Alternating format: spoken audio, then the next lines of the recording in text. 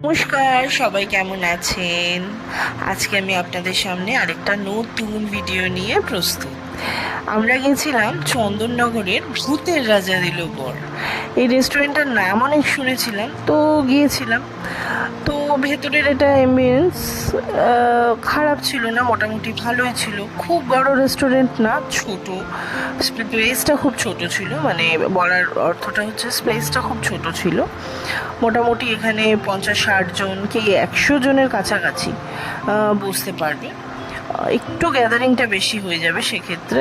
আর দোডো তো ভালোই এনজয় করছিল। এটা আমার সেদিনকার লুক ছিল, আর এটা ছিল সেদিনকার থালি। তো আমরা নিয়েছিলাম মহারাজা থালি। অপশন প্রচুর ছিল, কিন্তু সব থেকে বেস্ট লেগেছে ফিশ ফ্রাইটা।